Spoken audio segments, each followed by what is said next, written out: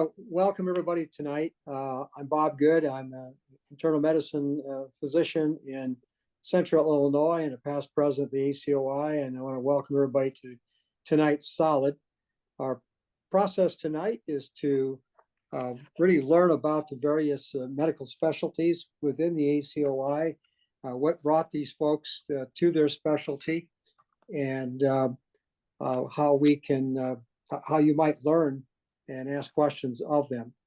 So what we're going to do is I'm first going to ask each one of the panel to introduce themselves and a little bit about what specialty they have, and then I want to switch right back to Mary, and she will start the discussion tonight. Basically, we want to know what specialty you're in, why did you select that specialty, and what do you see as the future of that specialty going forward? So Mary, I'll start with you, and please introduce yourself, and then we'll move on to the rest of the panel.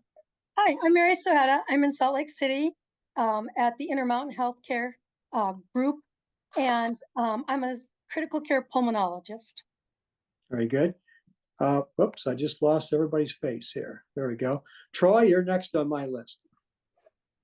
Yes, I'm Troy Randall. I am with Virtual Health System affiliated with Rowan School of Osteopathic Medicine in New Jersey, and I am a cardiologist. Okay. Joanne? Hi, I'm Joanne Baker, and I'm in Kalamazoo, Michigan at Western Michigan Homer Stryker School of Medicine. I'm a general internal medicine, having done private practice, hospitalist medicine, and currently in academic medicine. Okay, Mark? You're on mute, my friend. It sounds better muted. I'm Mark Baldwin. I'm up in Yakima, Washington. I'm a nephrologist. I've been in private practice, and I've also taught along the way. Currently, I'm the chair of the Department of Internal Medicine up at Pacific Northwest University. Okay. And Julie? Hi, can you hear me okay? Yes, ma'am. All right, so I'm Julie Sturbank. I'm one of the allergy immunology docs at Metro Health Medical Center in Cleveland. And I am also an assistant program director for the Combined Internal Medicine Pediatrics Residency Program at Metro Health that's affiliated with Case Western Reserve University. My career has always been in academic medicine and teaching. Thank you. And Bob, I think you're on our panel tonight as well. Bob Aaron?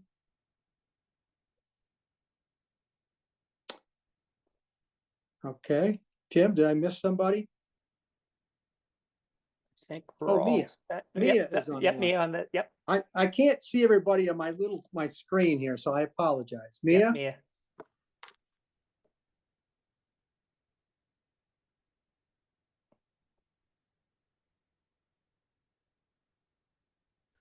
I'm sorry, guys. I'm trying to get back home from work, but I'm Bob Aaron. I'll be on in just a second. I am a gastroenterologist in Tulsa, Oklahoma. I was a resident member of the ACOI board previously, and I just kind of cycled off. And I am part of the teaching faculty for the GI fellowship there. We'll leave you to last, Bob. And Mia? Sounds good. Did we get Mia?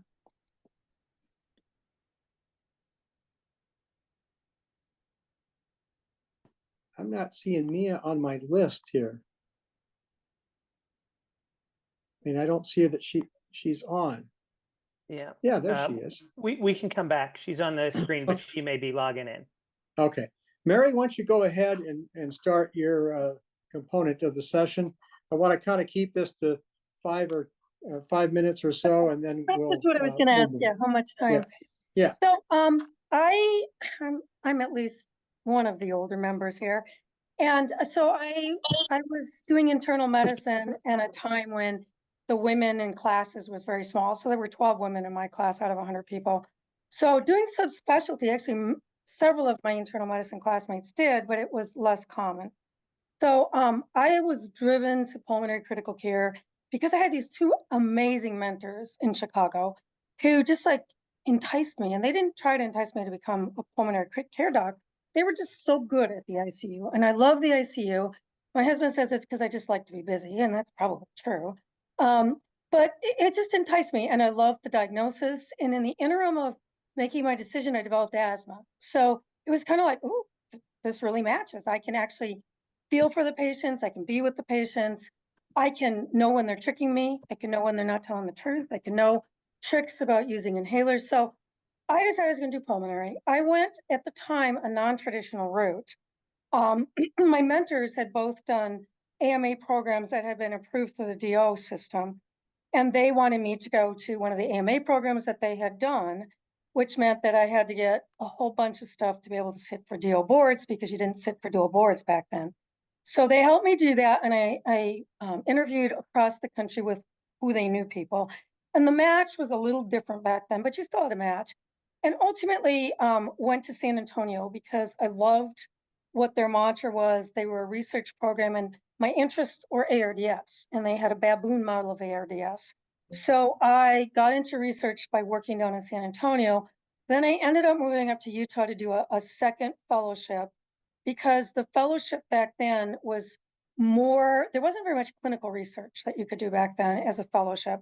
It was more towards animal research. So I worked on the clinical baboon model, and I worked in the ID department working with T cell function in mice.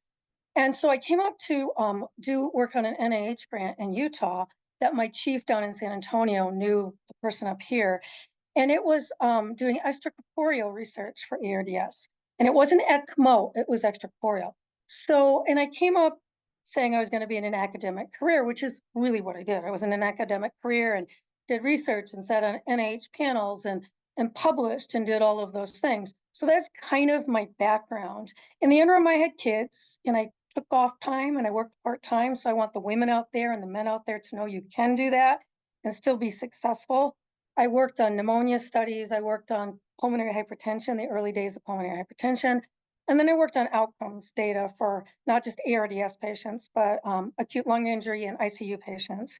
So I've been involved in a lot of very seminal studies and was very fortunate. I wish I could say they were all my idea. Some of the ARDS stuff was my idea, but most of it was the mentors I was working with. And so I have truly done mostly an academic career, but I've spiced it up with things in between to do it. Where do I see? I hope that's enough about me. Is that enough about me, Robert? So where I see it going as well, since I did it, I should say, I spent 4 years doing pulmonary, but the traditional pulmonary critical care fellowship was only 2 years long. And a lot of pulmonary critical care fellowships did not offer research for a very good reason. You needed those 2 years to learn how to do both pulmonary and critical care. The current pulmonary critical care fellowships are 3 years. And if you have any interest in academics, it's outwards to 4 years. And then there's also places you can go within that, just like cardiology has it, GI has it. So there's sleep medicine, there's interventional bronchoscopy and interventional stuff. There's lung transplantation. So you can extend those fellowships out even longer. So the future is, it's going to be like a lot of subspecialties.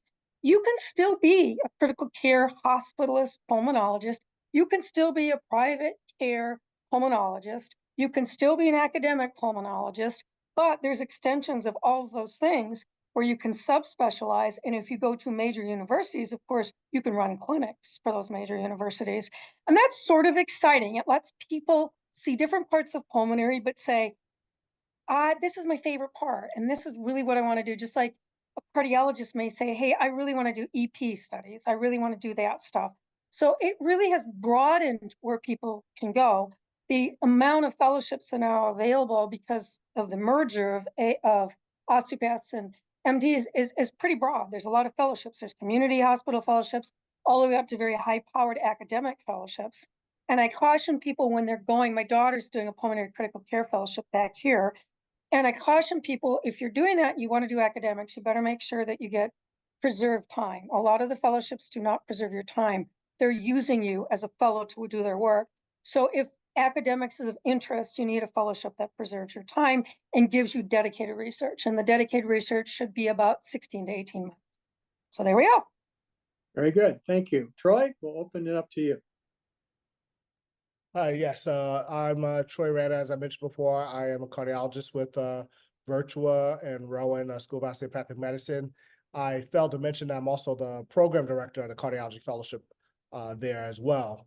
Part of what had driven me into cardiology was, my passion to reach out into the community. Initially, when I was a medical student, I was on the fence in terms of doing primary care versus specializing. And as was previously mentioned, mentorship is very key.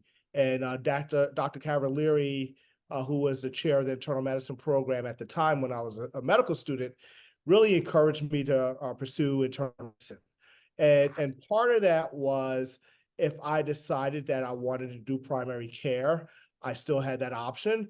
But if I decided that I wanted to subspecialize, I did not shut the doors. And I'm glad I kind of heeded to that and took his advice because part of my passion in doing cardiology was to actually reach out and address a lot of cardiovascular healthcare disparities.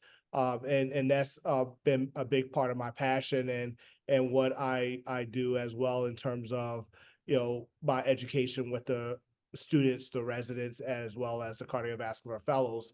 I realize that I, as an individual, can't make an impact, but if I can train others to kind of be branches off the tree, as a community, we can reach out and make that substantial impact. And the field of cardiology is one that I think we find a vast number of people have cardiovascular disease. I think when we look at how well we've treated, endocrine disorders such as diabetes, how well we've treated cancer, and how well we treated infectious disease disorders such as HIV, and people are living with those diseases and living longer. Patients are now living and being suspect to cardiovascular disease. So we play a big role as well, and I think that the future of cardiology may also kind of lean towards primary care as well. I have a large number of patients because of their cardiovascular disease and trying to streamline their finances, lean on me to help guide primary care. So I think that we make a huge impact to that, and part of as was mentioned, so many different avenues to go in. As a general cardiologist, I always say that you're an internist that does cardiology. And then my colleagues that are interventional cardiologists, I say that they're cardiologists that do intervention. And the same for my electrophysiologist. So I feel, electrophysiology is an entirely different language in cardiology, but again, they're cardiologists that do electrophysiology. So you can't forget kind of the foundation of, kind of where you branch off at. So, I mean, you could be a hypertensive specialist, lipid specialist, heart failure specialist as well. We're open up into imaging specialists as well with CT, PET, as well as advanced echo. So there's so many different aspects that you can pursue within cardiology. But again, I think the basis of it all is being a strong internist prior to your endeavors into this subspecialty. Thank you, sir. Joanne? Hi, I have been in the field of medicine now for 30 years. I graduated 30 years ago from my residency. And when I graduated, I was drawn to internal medicine in med school. I enjoyed the complexity of the diseases. I loved the team environment. I really was drawn to the problem solving that was involved in internal medicine. During residency, I had thought about doing a fellowship and came real close into pursuing that path when I had a conversation with one of my friends who was in fellowship, who, in the course of the conversation, made me realize that he had to spend all of his time really becoming the expert in that one area of medicine. And that took me aback because I loved all the specialties. I just thought, oh my goodness, I couldn't stop reading and learning about everything and being the expert in all those areas. And so I became a traditional internist before the term hospitalist was coined, doing both private practice and hospital medicine. As the field expanded and patients became more complex, the birth of the hospitalist medicine movement came in the mid-90s. And I transitioned from private practice into hospitalist medicine. I left Flint, Michigan, which is where I trained and did my residency, and moved to Kalamazoo, Michigan, where I was a full-time hospitalist. And at that time, I'd always been involved in academics from the time I graduated. My first year in Kalamazoo, I wasn't, and I missed it desperately. And so I aligned with the residency program in Kalamazoo and helped start an osteopathic residency there in 2004, and have been a program director since. And really kind of that was the birth of my movement into academic medicine, eventually full-time in 2010, which brought me actually back to the office because I had been doing hospitalist medicine for many years. And by getting involved in academics, it really has allowed me to explore my love of the long-term patient relationships in the office with my residents, as well as being in the hospital setting and rounding on the teaching service, and my true love of medicine, of teaching, that I've been able to do my whole career. I think that the field of general internal medicine is probably, as patients and chronic illnesses become more complex and more everyday, I see the field of medicine continuing with primary care as a separate focus from hospitalist in most arenas. I think in rural areas, you're going to see that traditional internist like I was at the start of my career. And then academics as a branch of that, which can dovetail into any area of medicine, or it can be the main focus, which is what it is for me. I absolutely love teaching, and as I was talking with a colleague of mine, I'm very involved in wellness. And I think being surrounded by students and residents my whole career has really assisted my wellness and kept my passion for learning and for medicine alive. Thank you. Mark, and by the way, as students, as you think of questions tonight, please just send a note in the chat to either Tim or myself, or better yet, to Kara. So anyway, Mark from nephrology. Hi. I've always been kind of a physiology and biochem geek. And I knew early on I wanted to be an internist because I had, like a lot of us have mentioned along the way, I've had some exceptional mentors.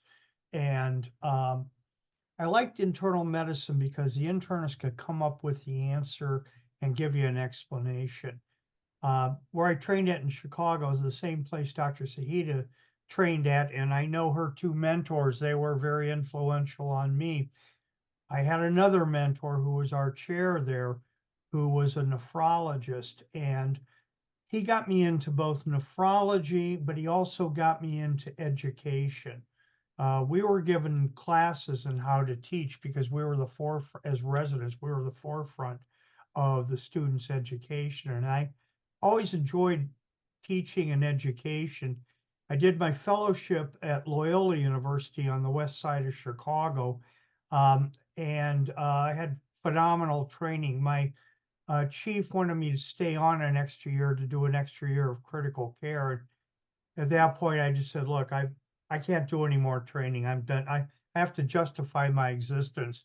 I moved to Columbus, Ohio, and was in practice there for about 21 years. But early on, I started teaching, and for a number of years, I taught the renal section at the West Virginia School.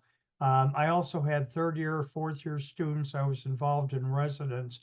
And I really enjoyed education, and we came out here to the Northwest about 9 years ago to be part of a faculty of a residency, and I really enjoyed that. Worked with students from Pacific Northwest, and the job of department chair came up, and I came here, and I really enjoy working with students, and the chances I have clinically to have students with me.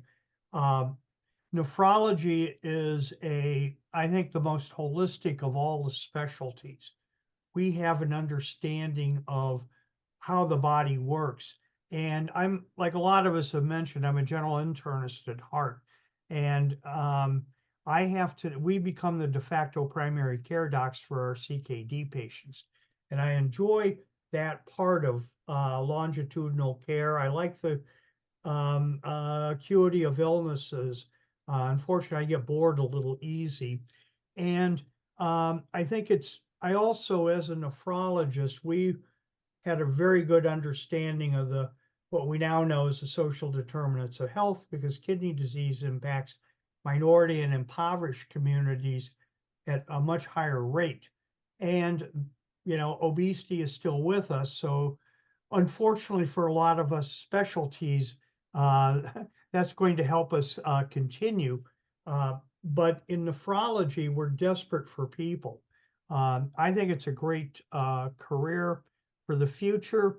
I was of the ACE inhibitor and statin generation, but the new SGLT2s, GLP-1s, some of the antifibrotic agents are really, really amazing. Transplant is wide open as we come up with new treatments in transplant. And I think it's a great specialty. So. Thank you. Julie?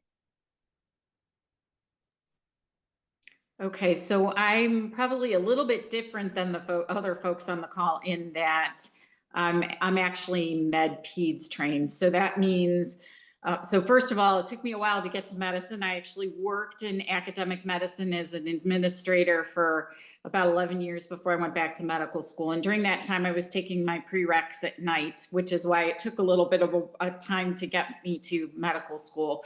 But at any rate, so I actually, what pushed me was I always felt like that there was more I could do. I loved being an administrator. I loved supporting the clinical staff, but I was like, gosh darn it all, I could do more. And that's what drove me to go back to medical school. So I ended up going to medical school and then trying to figure out what I wanted to do for a subspecialty. I felt pretty strongly that I liked a lot of things. I was all over the place. I wasn't sure. I felt like sometimes I felt like I changed my career, like path or my ideas at least every rotation, if not more than one time in a rotation. And several of my mentors would tell you about that, because that used to be the running joke, because I didn't know what I wanted to do. So then when I got to the point of having to try to decide, did I want to do internal medicine? Did I want to do pediatrics? I pretty much knew that I wanted to take care of both. And part of the problem was that if you did family medicine back in that time frame, there were a limited number of fellowship options.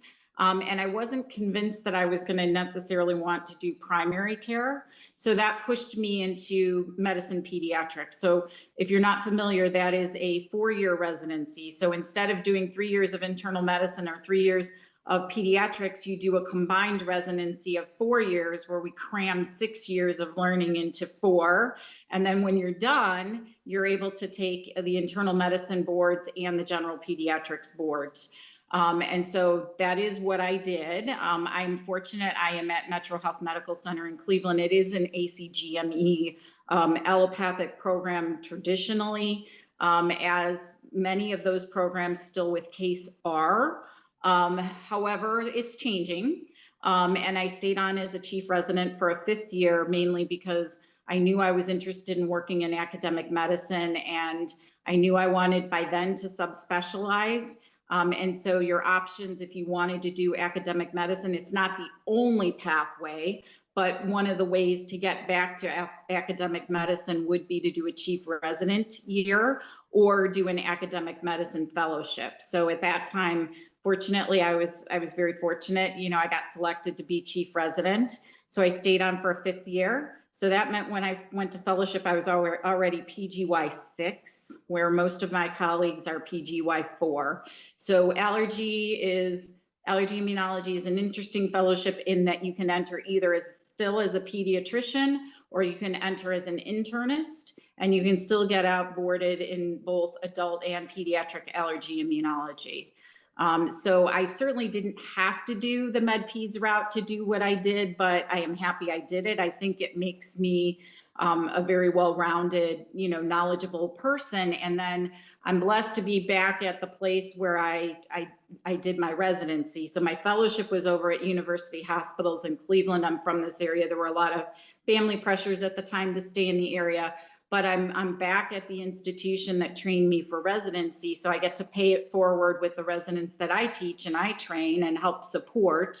And so it's kind of a unique situation because, you know, my faculty colleagues, like the pediatric people, are comfortable calling me and asking me questions because they know I know pediatrics. And then my medicine colleagues are comfortable calling me because they know I know the medicine side.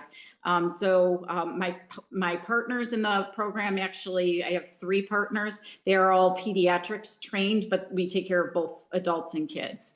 And so then my other responsibilities, so I support the residency, but I'm also involved in teaching with the Cleveland Academy of Osteopathic Medicine. I cannot stress enough what all the other speakers talked about having strong mentorship. And so probably the person that was probably most instrumental in my career so far in the osteopathic world has been Dr. Hostoffer, Dr. Robert Hostoffer. So I was in his fellowship program. So at the time it was an AOA approved fellowship only. Now it is duly accredited here in Cleveland. But it was an amazing experience. So if you ever have an opportunity to either rotate with Dr. Hostoffer or you get to listen to his lectures, I highly recommend it. He's very, very smart, very caring individual, and takes good care of his fellows. We work hard. I have to tell you, it was probably 2 of the hardest years of my of my training. Residency wasn't easy, but fellowship I think was harder. But you know, we had a great time, and I will tell you that this summer, one of my former co-fellows got married. And it was just amazing because we had what we called the inner fellowship circle. So the group that were fellows when I was there, both our year and the year after us. And it was like we never left, right? Those are people you bond with and you create relationships with, and you know you can call them in a heartbeat and they're going to answer if you've got questions or you need something. So that was pretty cool. So then I moved back to Metro Health, where I'm, like I was describing, it's the County Safety Net Hospital. So it's super cool to me to be able to work with other people who are committed to taking care of our most vulnerable, most indigent people. It's a challenge, right? We don't have all the same resources as some of the other larger institutions.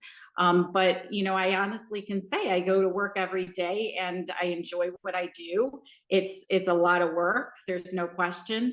One of the other things that I like about working in a large institution like this is, so some of my best friends are actually people like nephrologists or home crit care people, because I still get to interact with all of those folks on a fairly regular basis, even though I'm an outpatient doc. I'm also involved in physician wellness. So I echo what Dr. Baker says. You know, it's important to surround yourself with people and learn all the time. And I'm blessed I have the ability to do that. So I chair the ACOI Physician Wellness Committee. So I think that I've talked enough. So if anybody has specific questions, you can always reach out to me, or I'm happy to answer. Okay, thank you, Julie. Mia? I know you were just kind of coming on was we were starting, but we're looking for what's your specialty? Why did you select it? What do you see as the future of your specialty? Hey, Bob, thanks for having me, and sorry for the tech issues when I was trying to log on earlier. Hello, everyone. My name is Mia Taormina. I'm an infectious disease specialist. You know, it's good that everyone went before me because the coolest one is near the end here. Infectious disease is just, I can't imagine doing anything else. I grew up in the Detroit area, went to Michigan State for medical school, graduated in 2004.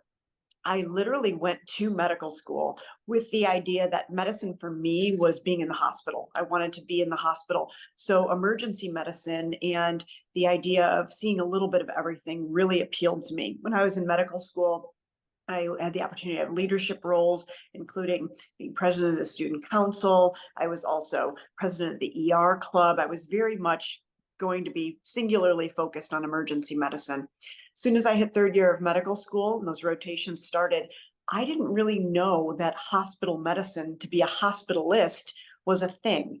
And my first rotations were with hospitalists, essentially.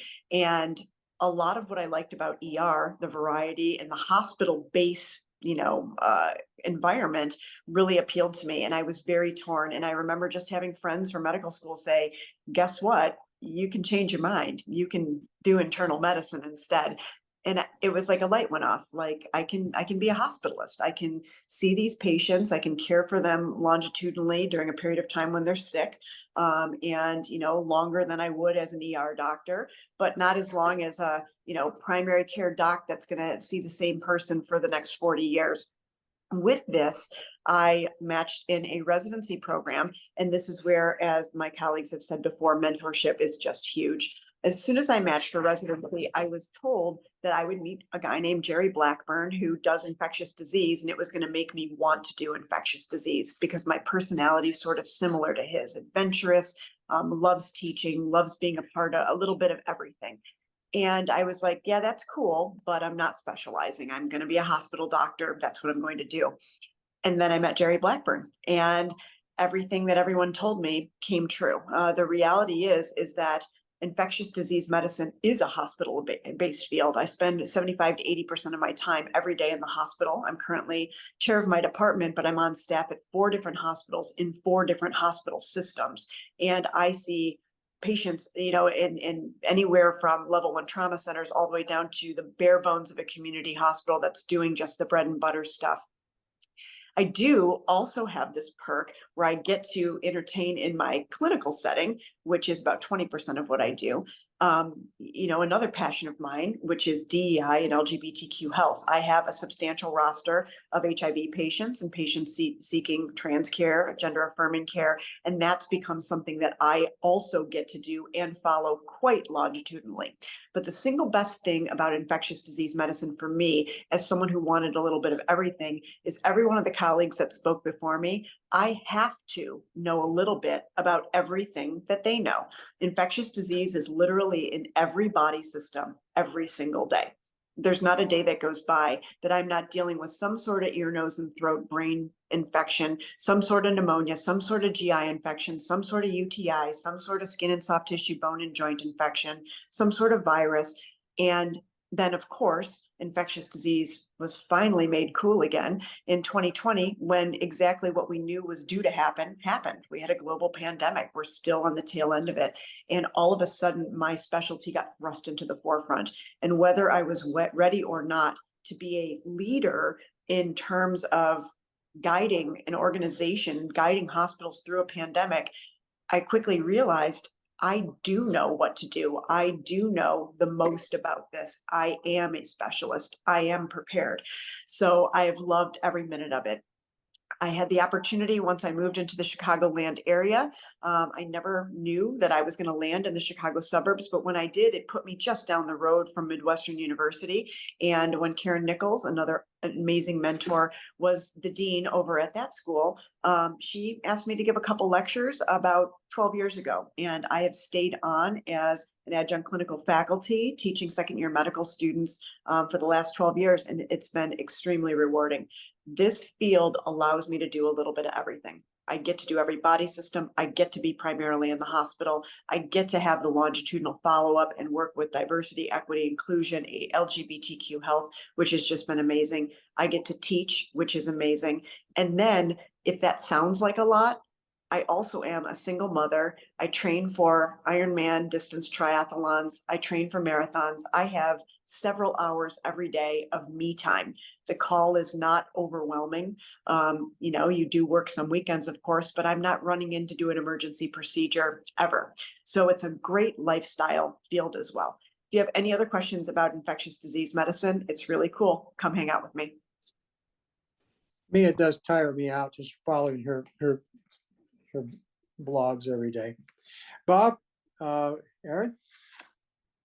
Hey guys, dang, that's a pretty tough one to follow. I think I might switch to infectious disease actually. I do GI, so sorry for being a little late on the video. I am a new GI attending, so I just graduated my fellowship this summer. So I am in my first year as an attending. Doing GI, I didn't know I wanted to do that at first. It was actually kind of a something I grew into after I kind of learned what it is I liked about medicine. When I started medical school, I thought I wanted to do primary care. I thought I wanted to do family medicine. As I went through medical school, I thought the ER was the most exciting stuff. And then after I did some ER rotations, I realized ER is a lot of clinic work with none of the benefits of longitudinal care, and all the cool stuff was in the ICU. So then I switched. I thought I was going to do ICU, and I thought that was the most fun medicine. And I don't think I'm smart enough for ICU. That's tough medicine. You have the best nurses. It's the best pathology, but it's a lot all the time. And it was hard for me to keep up with that. GI though, you get a little bit of everything. I do mostly clinic. So I have 4 other partners, a 5th one coming on right now. And so the way we break up schedule is every 5th day you're on call, or every 5th week you're on call. That's kind of how most GI practices work. So we do week-long calls at a time, which is a lot, but I just came out of fellowship, so I'm kind of used to it. And if I let the 65-year-old guys do it, I can keep up with them. But no matter what you do in GI, you share call with how many people are in your group. So that means you're either covering the hospital or you're doing your outpatient stuff. And your outpatient stuff is either clinic or procedures. So your days are varied. You can either be in the hospital all day, you could be in your clinic doing longitudinal care or acute visits, or you could be doing outpatient procedures. If you're the kind of person that likes working with their hands, likes kind of focusing on a procedure and getting it done, GI is awesome. The procedures are short. One thing I didn't love about surgery was standing for 6 hours retracting in the cold. GI procedures are typically very short if you're doing it right, I guess. There's a lot of variability. Some people are very easy and not sick at all. You're doing a screening on someone very healthy with no issues, or you're in a very emergent procedure. You're doing a variceal bleed, or you're cauterizing an ulcer that's bleeding. It can get quite technical. You can do advanced fellowships where you could be doing EUS, so ultrasound biopsies. That field is growing very quickly. You could be doing ERCPs, spyglass, cholangiographies. There is weight loss surgeries that you can do endoscopically now, esophageal tear perforation fixes. It's really kind of becoming a almost like a IR version of a procedure if you really want to get into advanced GI. If you want to do more of a clinic based practice, you can do that also. I think most general GI people are probably splitting their days 50% in the clinic, 50% outpatient procedures out of what's left after they're doing their call. GI call, depending on how big your hospital is, can be pretty busy, or it can be, a couple calls in the middle of the night. I take call for a pretty large hospital in Tulsa, Oklahoma. I do it a week at a time. I probably get called in the middle of the night 2 or 3 times a week. That could be at 8 p.m. It could be at 2 p.m. It could be an acute bleed. It could be someone got hot dogs stuck in their esophagus. So there's some variability in there. You are kind of on call when you're on call, but it's pretty fun. You get enough off-call time that normal clinic days you can recover, and normal procedure days are pretty fun days also. Getting to GI, there's a little more competition, I think, now than there was even 4 or 5 years ago. There's a lot of people doing research, but honestly, it's one of those fields where I think as long as you kind of got a good attitude, you're fun to work with, you work hard. If you have enough research to get your foot in the door, I think most people have a pretty good shot, especially if you are in an institution or train at an institution that has a program and you get to know those people. Fellowship was a lot of work. There's a lot of call. There's a lot of consults in GI. I bet our service covers about 10% of the hospital at any given moment. So there's a lot of pathology. I do really like longitudinal clinic. You do have patients that you follow for a long amount of time. If they're cirrhotics or Crohn's disease, IBD, we do a lot of biologics now. I kind of like that heavy critical care stuff still. There's a lot of that in GI, a lot of very sick patients. And for the most part, you're doing a lot of fun procedures on typically people that aren't terribly sick. So it's not all doom and gloom, but it's a really fun field. If you like working with your hands, if you like variety, if you think you want to do a little bit of everything, it's one of those subspecialties that you really can find a little bit of something of everything. Yeah, I used to like hot dogs until I started doing GI. Okay. Gotta chew them. So tell me, Kara, do you have any questions? I have a few here from students.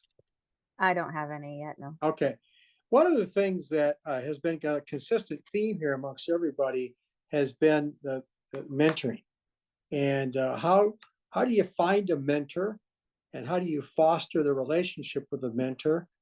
And I'm going to ask about 2 or 3 of you to kind of chime in here and kind of give your answers. So I'm going to start with Mia because she mentioned it last. And then Troy, you also mentioned mentors. So why don't we just have you two kind of respond to that? I think it's important when you are going to be an internist and still kind of hashing things out, whether it's going to be more primary care based or whether it's going to be, you know, more hospital based. Generally, most internal medicine programs right away are going to either pair you up with somebody, or you're going to start to get a feel in the hospital with who the people are that are sort of been in their department for a long time, like teaching, like being around students, are there, are present, are giving lectures. And you'll start to realize who you're drawn to. And it could be just because of how smart they are. It could be because of their commitment to work, their passion, or it could be something completely unrelated, their side pursuits. If they are into hiking and you're into hiking, and it spurs these conversations. Yes, residency. It's residency in fellowship is such a cool period of time. You really grow with these people. These are some of the best friends you'll ever have for the rest of your life. These are your colleagues forever. And yet there are opportunities consistently through residency to sit down and have lunch with the attendings you're on service with, or with the attendings you're paired with in clinics and stuff like that. I think that in some ways you can find a mentor, especially if you are really looking towards a particular subspecialty that you want to spend a lot of time in and get to know better. Also, mentors kind of find you. You'll find this gravitational pull with people that just sort of fit. And, you know, sometimes when people tip me off that I was going to meet Jerry Blackburn and I would see, you'll see what happens. It's because people knew Jerry Blackburn and people knew Mia Taormina, and they knew these two, they're going to be a pair. And I think that you'll feel that. I guarantee you will. You're not going to go into residency and just never make a friend and never have that go-to person. It's just going to happen. But if you see somebody that you really enjoy learning from, ask to spend more time with them, and they're going to say yes. Thank you. Troy? Yes, I actually have to piggyback off of that 150%, if not 200%. I think sometimes, we establish these programs where we try to pair students or pair residents with faculty, and I think the best mentors are the ones that actually happen naturally. As Mia said, like, you find a bond with someone, and you connect with them. And, when we're in the position of education, as faculty members, we're already vested. So I think that the best mentorship is when, you as a student or you as a resident actually seek the faculty member to kind of engage, because we're already there, and we're looking to kind of bring you along. I think sometimes students and residents sometimes get intimidated based on, positions that we may hold. As I mentioned before, I'm a program director of a fellowship program. So, some people that may have an interest in cardiology may, see me as intimidating, but I think I'm like, down to earth and, and really, willing to interact with you. And I encourage you, don't look at our titles, look at us in our, profession. We all have families. We all have a life outside of medicine. And the mentorship is going to guide you not only in a path of medicine, a path of career, but also, in personal life and some of our experiences that we've had, as Mia mentioned, even hiking. So, things that, we may share common bonds with, take advantage of that. And I don't think that I will be where I'm at as a cardiologist without having people that I've leaned on throughout my training to help kind of guide me and give me insight. And I'm thankful for having those people in my life. Thank you. I would say the students, everybody on this panel is serving as mentors for multiple students, residents, and practicing physicians. Because this weekend I was given a talk, and just as I was getting on stage, one of my mentors called. I mean, that's 46 years of practicing medicine, and I still have a mentor. That's the nature of mentoring. Mark, you're shaking your head. Do you have anything else you want to add to this? Yeah, when you look at it, mentorship is part of handing the art of medicine down that goes back generations. And, I learned, like a lot of us, I learned not only how to approach a patient, how to talk to people, how to perfect my physical exam, my clinical reasoning, how to teach. I mean, those are all important things that I kind of got throughout mentors. And, it's important to give back too. And I think that all of us have one thing in common. It's a common love of education. And, to have a student and have them listen to a heart murmur and hear a heart murmur for the first time, we have these light bulb moments that I think all of us keep us in teaching. So.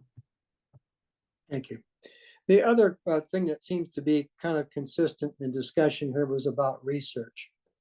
And I was going to ask Bob and Julie, how does research play in the importance as far as residency and then getting into a fellowship? And I'll start with Julie, ladies first. Okay, so interestingly, I am in the unique position. So my position with our internal medicine pediatrics program is the assistant program director for what we call scholarly activity. And so I do a lot of that linking up of residents with different mentors. And I have some tricks for that. I mean, some of it is relationships with people that I have I maintain, but I have some other tricks that I kind of use sometimes to get people, if I've got a resident who comes to me and is able to say to me, so for example, in the last several years, I had somebody who was very interested in GI, adult GI, right? We're a med peds residency, but she was interested in adult GI, and she wanted to do, what she was most specifically interested in was actually colorectal cancer screening. So we were able to get her linked up with someone who has a very large grant through CASE, who kind of took her under his wing. And our running joke is she published more than pretty much any resident. She presented at more meetings than any other resident that we've had in recent years. But it was because she, like we talked about, she was able to identify that was what her interest was, and we were able to link that person up. Now, how that plays in terms of fellowship, I think, Bob, you probably would agree with me. That looks very, very nice on a fellowship application, especially when you get into some of the more competitive fields. Now, is it absolutely required? I would say no, but what I experience even reading applications for residency at present, each year I feel like, people are doing more and more and more, because information is more accessible. There are more tools out there to do some of these different projects. So we have people who are coming into residency who already are published, who already have posters, who have already done presentations at meetings, even if they're student presentations. So I do think that if you are able to identify, probably the easiest thing is if you're able to identify a specific interest you have, even if you don't think that that's going to be necessarily your career interest, because that's the other problem. We sometimes get residents who sort of get frozen in, well, I don't know what I want to do. So then they don't try something like that. And, you know, in my case, the things that I've published in the past have been on a variety of different topics and a variety of different things. And so just because you publish in one area doesn't mean you can't do fellowship in another if you decided you wanted to do fellowship. So, and I would just encourage you, you know, as other people have said, if there are mentors, even if it's not in that necessarily specific area that you want to go into, like, you know, Mia said, definitely reach out to those folks, because you'd be surprised the connections that we all make and that we all have. And so things don't happen just in a vacuum, right? So if there are things you're interested in, you'll find those people that you have those common interests with. So that would be what I would say. I open it up to Bob to see if he has additional comments on that.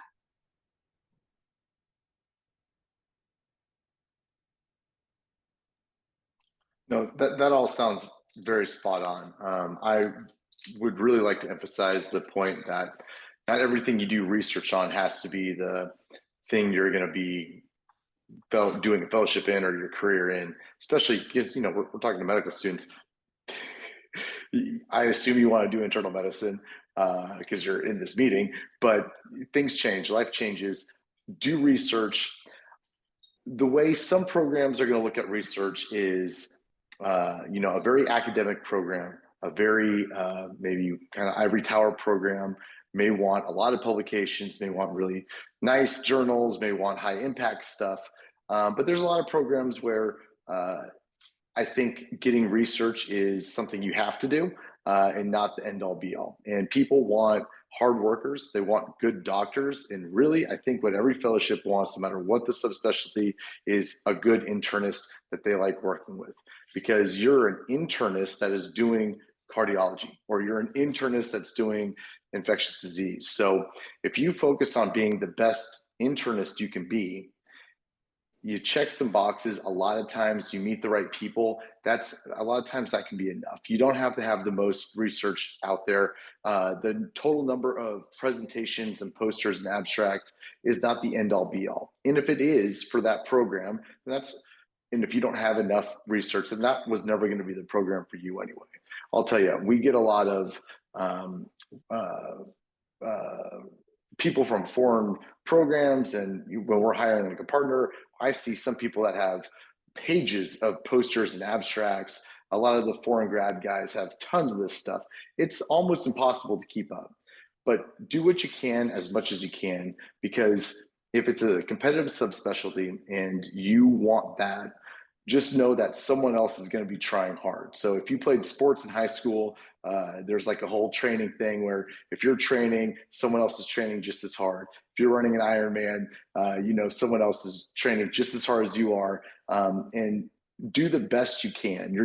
It's almost possible to be on top of anything, but do what you can when you can, but be a good doctor, because that is something that translates to whatever subspecialty you do. And that is something that is a reputation builder. So when you get a letter of recommendation and you meet people and shake hands and your mentors talk about you to their friends and whatever it is, those are things that maybe transcend how much research you did or how many abstracts you wrote. Can I just just add one wanna- thing too, because Yeah. I'm like probably the oldest researcher on this committee. I think it's important to do just a little bit of research, not because it's gonna get you somewhere, but it's gonna help you determine which fellowship might work best for you. So if you do a little bit of research and go, I absolutely hated that, I can't envision myself doing that, then you probably don't want to shoot for those very high academic ones, because it's not going to be pleasing for you, because there's going to be an emphasis on that. On the other hand, if you do some research, even if it's totally unrelated to your area, and you go, wow, I could see myself doing this, but I don't want to do mouse research. I don't want to do cell research. I don't want to do rat research. I want to do human research. Then you're going to pick a program different based on that also. So I do think it helps you to choose where you might be picking and not make you feel bad that you didn't pick the Ivies or you didn't pick Johns Hopkins or wherever the fellowship is best, because you didn't even like research that well. And those programs are not going to be nice to you if you don't like research. So it's just about getting your feet in and dipping your feet in and going, do I like this or not? Can I tell somebody I like this? Can I tell somebody I understand scientific research? Can I tell somebody I might be interested in doing this because their program has research? Or I'm not going to pick that program because I'm not interested in that. And that's perfectly okay. The world is made of all kinds of specialists. So we can't have all researchers. We can't have all hospitalists. We can't have everybody saying, I'm only going to do colonoscopy every day of my life. So I think that's where research helps a little bit, because honestly, I didn't get very much research, so I didn't know what I was doing.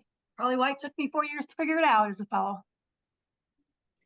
I think the last thing I would just add too is a lot of times in terms of your applications, even they're just looking for you to demonstrate that you've done some of these things. So you don't necessarily, as you know, as she said, not necessarily on the highest level, but like, for example, Dr. Hostoffer will say to me now, his fellowship has become quite competitive. He'll say to me, well, I really, want somebody who's coming in who at least has some idea how to pursue this. And he'll teach you the rest, right? But it is helpful for him to know that you have somebody who can write or somebody who can put a poster together or things like that. So again, it doesn't have to be on that elite level necessarily, but it is nice if you are looking for something that's more competitive, then you just have to be aware that the applicants you're going to be stacked against likely are going to have a lot of that. So just to keep that in mind. So Dr. Baker, is there room for research in general internal medicine? Absolutely. There are so many areas, and as was mentioned, it doesn't have to be bench research. There are so many wonderful quality improvement projects that can be game changers as well. They don't have to be long processes that look at double-blinded controlled studies. There are many ways that you can tip your toe into research, find out what you like. And for some people, they may really fall in love with it and make it a part of their career. For some, quality improvement is an opportunity to really make a difference and improve processes, whether it be within your clinic, but also just improving patient care in your own clinic or hospital as well. So research can be such a broad topic, and absolutely there's a role in general medicine. So we're nearing our hour here, and I did get a question from a student about how do I get published? How do I present papers? Where can I do stuff like that? And, the ACOI at our annual convention every year, we have student posters. Most of the folks on this panel have judged those posters at one time or another. And some of those posters are very high quality, some are not. And that's where a mentor comes in. I think what Dr. Baker was just talking about, quality improvement ideas. It doesn't have to be earth-shattering double-blinded studies, but it could be, is this test worth it? How many SUD rates have we, or not, I'm just, but I mean, it's one of those types of items. Does it make sense to do X? And today's world with our computerized systems, it is not that hard to generate data, to do some statistical analysis of that data, and to come out with some conclusions. Mentors are important to do that. I would encourage all of you as students to look at bringing a poster to the ACOI convention in our student section. Not only will you get the opportunity to present and publish, but you'll get the opportunity to talk to these fine folks who will review and critique what you've done. And I think that's one area of growth. Dr. Baldwin, I will give you the last word, as I often do. Thank you. Internal medicine, either general or as a subspecialist, is still a great specialty. You can do a lot with it and you can come up with answers, and you have longitudinal care and deal with people. Thank you. Thank you. All right, well, it's 8 o'clock and I believe on starting on time and ending on time. If any of you want to stay and talk or, with our panel, I'm pleased to, we're glad to do that. Otherwise, thank you very much for attending tonight. Next month, we will talk about the difficult patient. And we've got 4 or 5 actual student cases that we will review. How do we deal with patients that are always, maybe sometimes aren't the most pleasing to us? Okay, any questions? Okay. All right, well, I want to thank everybody. We're getting lots of thank yous here in the notes. I want to thank the panelists for their time and expertise, and we'll see you next month.